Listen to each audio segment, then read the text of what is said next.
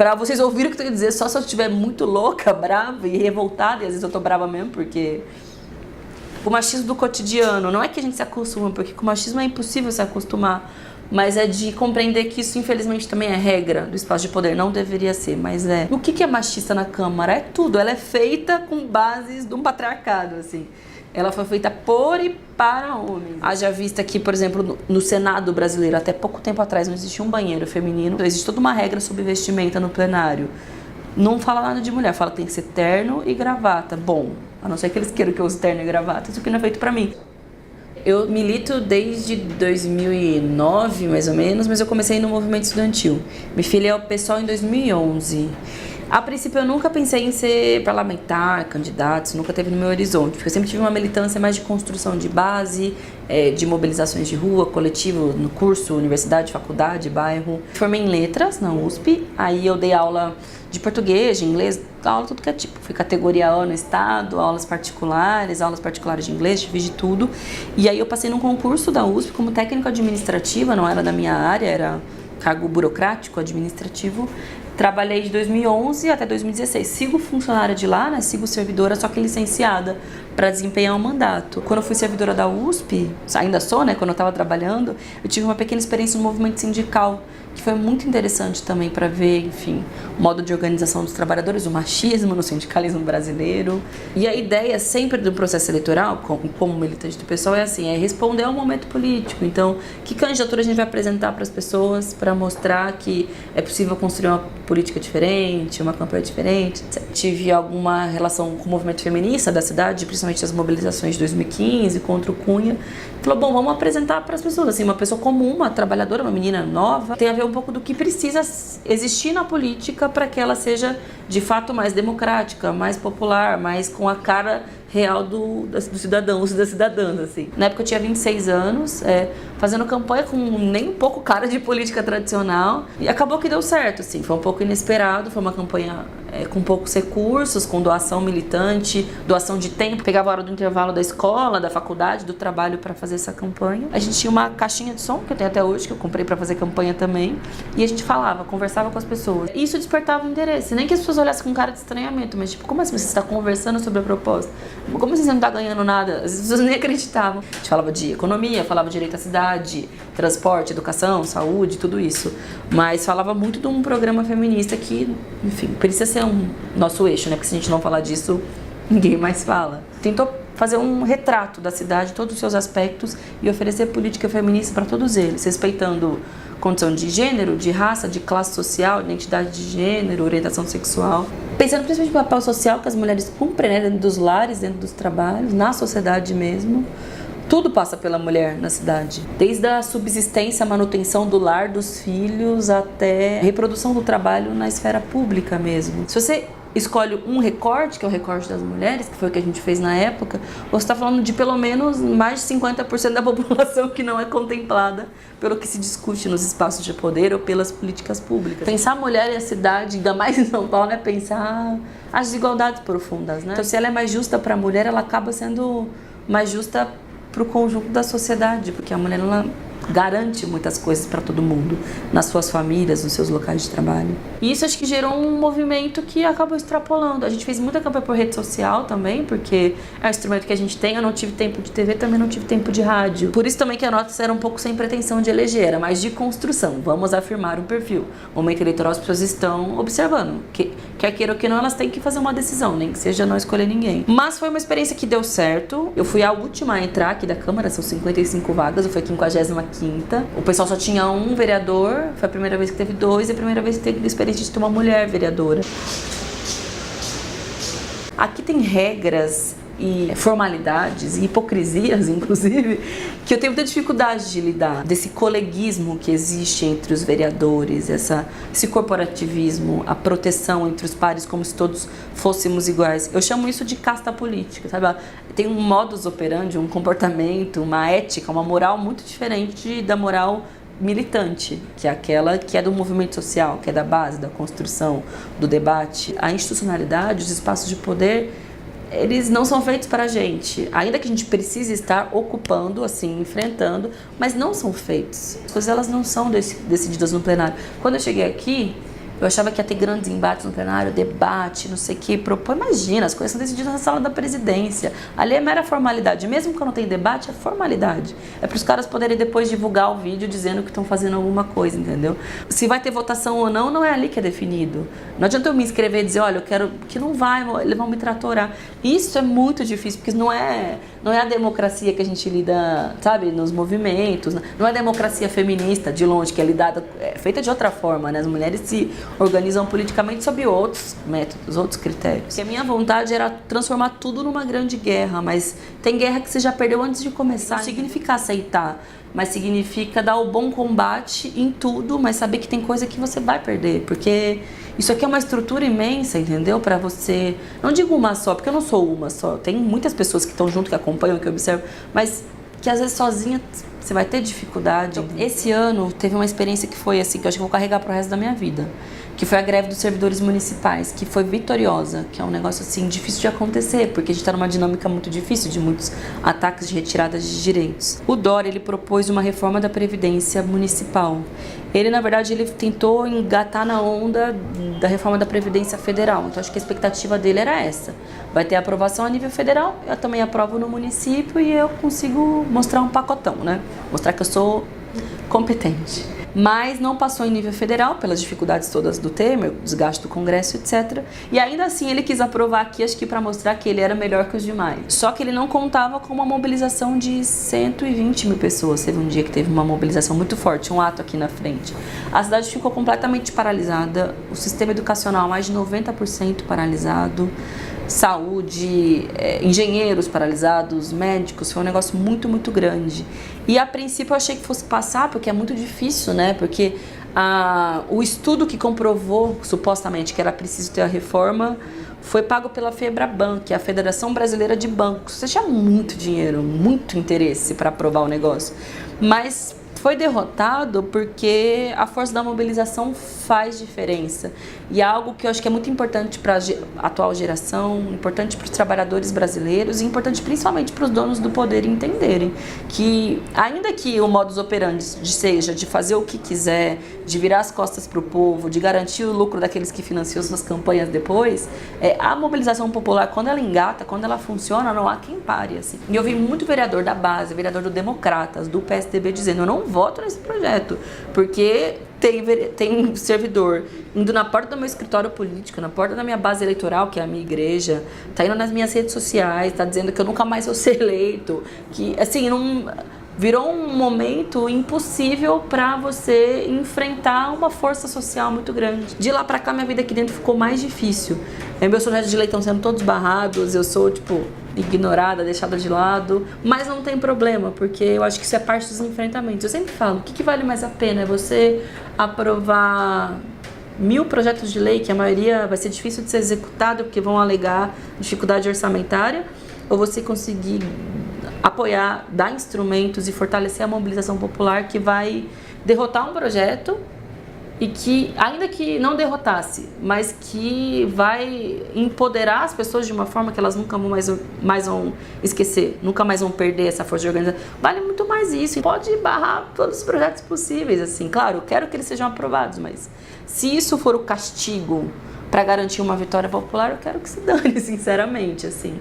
Tem vereador xingando, vereador ameaçando, tudo bem, gente, mas assim, são centenas de milhares de pessoas e suas famílias e a sociedade que está feliz e contemplada porque conseguiram derrotar a Câmara e o prefeito, que é um negócio histórico. Então, assim, tudo bem. Mas acho que eu tenho, mais de 30 projetos de lei protocolados com relação ao tema dos direitos das mulheres.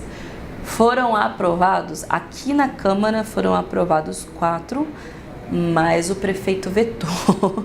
Tive aprovado que a lei está funcionando, ainda que não como deveria, porque também a aplicabilidade das leis é todo um debate, né? A gente tem milhões de leis interessantes mas uma delas é a obrigatoriedade da divulgação do Disque Denúncia nos estabelecimentos públicos e privados da cidade. É simples, mas é parte da propaganda, né, que precisa ter do cotidiano, de quebrar a normalidade de as pessoas não saberem os veículos de denúncia e tudo mais. Junto com isso, eu protocolei que uma porcentagem da publicidade e propaganda do município, que é muita grana que se gasta com isso, fosse para a política de combate à violência contra as mulheres ou de empoderamento feminino. Isso foi vetado já na CCJ, porque disse que não era, a gente não tinha que falar de orçamento, enfim. Não foi votado porque eles não queriam, mas encontraram alguma desculpa. E foi aprovado também um que garante que o mês de março é o mês da luta feminista. Isso significa que tem que se traduzir em programas e políticas institucionais. Nas escolas, nos espaços públicos, isso pode ser interessante para tentar disputar o orçamento de alguma forma. Também conseguimos fazer a CPI da mulher aqui na Câmara. Não foi como a gente gostaria, mas foi um primeiro passo para ter um raio-x da condição da mulher da cidade. Então foi um pouco do que eu fiz na campanha, só que com elementos oficiais. Né? A gente desenvolve projetos a partir de temas com os quais a gente se depara, porque a gente descobre que a temática de gênero é infinita, né? As desigualdades sobre os gêneros são infinitas. Mas eu tenho projeto de lei sobre a temática do aborto, de regulamentar o aborto legal na cidade, porque existem 3 casos, mas eles são só efetuados por 4 hospitais, então precários, do parto normal e humanizado. Também para que tenham alguns hospitais que tenham adaptação para isso, para que você não tenha que procurar só o serviço privado, que é caríssimo, né, para você conseguir ter um parto humanizado da forma como você deseja. Saúde da família como uma estratégia de combater a violência contra a mulher, ou seja, esses profissionais que entram nos lares terem formação e atenção para as famílias. Também de egressas do sistema prisional, que foi uma temática que a gente está desenvolvendo mais esse ano, principalmente a partir do caso da Jéssica, que foi aquela moça que foi presa com o neném de colo.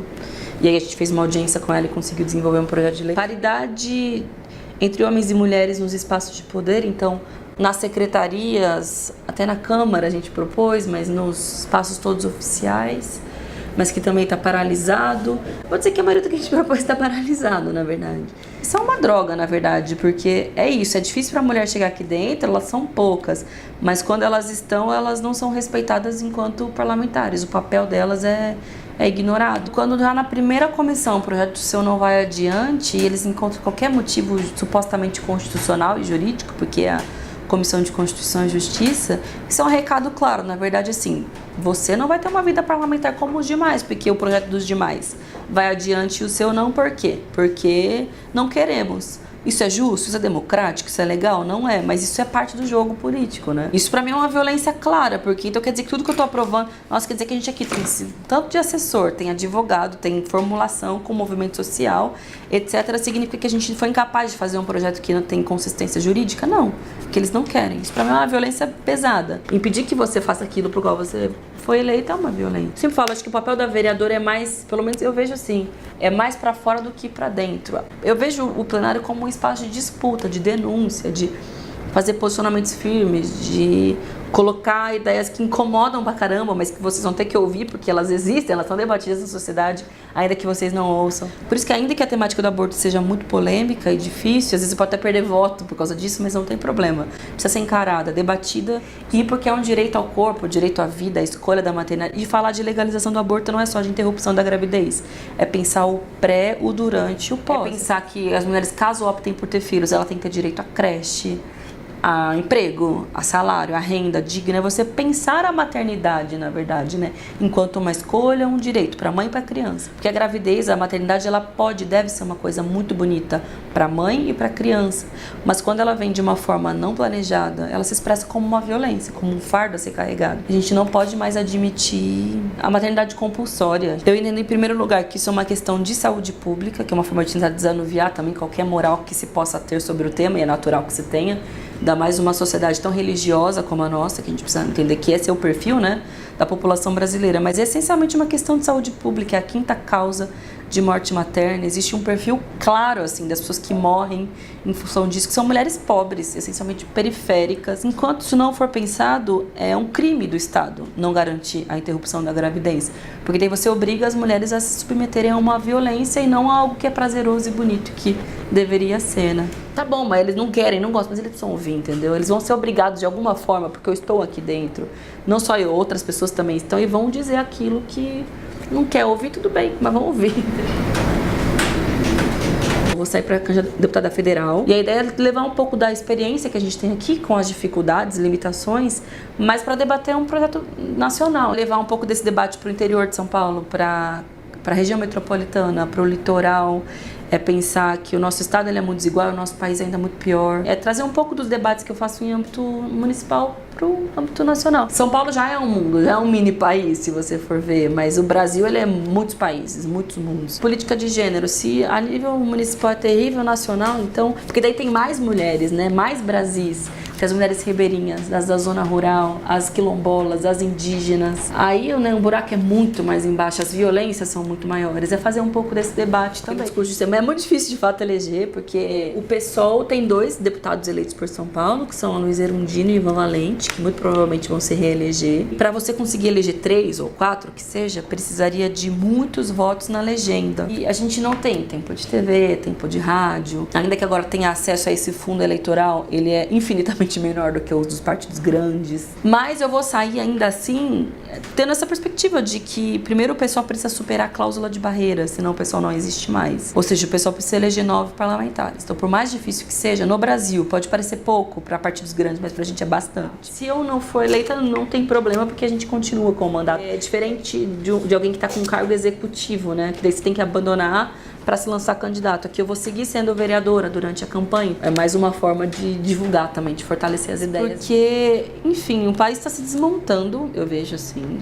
Direitos trabalhistas todos sendo ignorados, congelamento de gastos sociais, uma crise política imensa, uma desesperança muito grande dos brasileiros, a juventude cada vez mais com a saúde mental comprometida, inclusive, que tem a ver com uma realidade ruim, mas com um futuro que parece pior. Então, a ideia é apresentar um pouco para as pessoas de que a gente pode e deve ter esperança. A política, ela não pode ser um elemento... É importante que ela seja um elemento de revolta, para mim ela é, assim, de resposta, né, a uma revolta que é instaurada, mas ela tem que ser um instrumento de esperança também, de transformação. Tá bem, eu vou ser candidata, mas quantas outras eu vou ajudar a viabilizar que sejam candidatas também? Quantas eu vou ajudar a ser candidata a deputada estadual, entendeu? Quantas eu vou fortalecer, ajudar a dar estrutura, material de dobrada, então eu tô na frente e ela tá atrás, entendeu? Eu quero te apresentar mais uma mulher incrível como eu. Seja com postagem em Facebook, conhecendo pessoas, ajudando elas a serem candidatas e um pouco da visibilidade que eu tenho eu vou dar para elas também. Eu acho que isso é uma responsabilidade nossa, eu que tô aqui, mas eu sei que as outras vereadoras do pessoal pensam assim também, porque a gente tá tentando pensar como é que a gente vai ter uma bancada feminista em 2018, né? Assim como a gente conseguiu eleger em 2016, como é que a gente vai ter a nossa em 2018 também? Vão ser nós que já estamos aqui dentro, mas quais são as outras que vêm? Imagina que esse ano vai ser maior o movimento por votar em mulheres, né? De mulheres insatisfeitas mesmo, não aguentam mais políticos que não falam a sua língua, que falam nada a ver com a sua vida, e vão procurar mulheres que tenham algum tipo de identidade. Eu acho que isso é fantástico e mostra que é possível furar essa bolha, né, das grandes campanhas, empresas, da Odebrecht, da OAS, ou então do Caixa 2, das máquinas eleitorais. Acho que as ideias precisam cada vez mais ganhar força. E como a sociedade está cada vez mais polarizada, as coisas não necessariamente caminham para o lado que a gente gostaria, mas as pessoas, elas estão com opinião. E é uma oportunidade para ideias como de mulheres feministas ganhem força. As pessoas já sabem do que se trata, né? Uma feminista, uma militante. Tem muita mulher, na verdade, que já faz política em São Paulo. Existem muitas lideranças populares, existem mães que acompanham as reuniões de associação de pais e mestres nas escolas. Elas são líderes políticas porque elas carregam bandeira, elas debatem temas. Mulheres de ocupações, elas são sujeitos políticos. Mulheres que estão no movimento estudantil, que são muito jovens, no movimento de trabalhadores. Eu acho que tem que estimular essas mulheres a se lançarem candidatas. Muitas não gostam da institucionalidade, com razão, porque isso aqui não é muito receptivo, mas eu acho que é importante fortalecer. As mulheres, elas fazem política, mas elas precisam estar nas instituições também, trazendo o jeito delas de fazer política. É isso que vai fazer mudar, é isso que vai incomodar mais os caras aqui dentro. E precisa delas aqui dentro. Eu adoraria ter uma líder sem teto aqui dentro. Porque imagina, ela ia trazer todo um debate, um modo de ser e viver no mundo que ia incomodar muita gente, eu tenho certeza. Por mais feminista, moderno, aberto, plural que o partido seja, as mulheres encontram mais dificuldade. O fundo partidário não vai para elas, ainda que exista regra para isso. Tempo de TV. Os donos dos partidos, eles se reproduzem e eles são homens.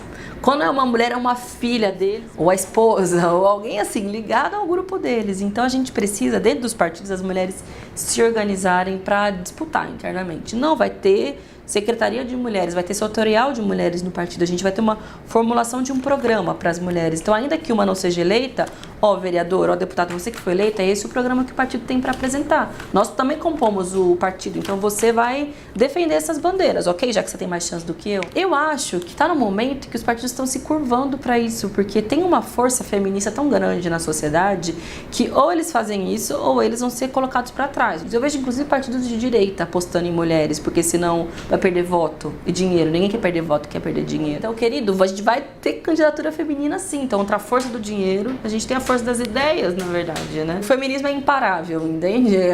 Nem que venha de fora pra dentro, o negócio vai acontecer. Ah, como assim? Você não falou brava hoje?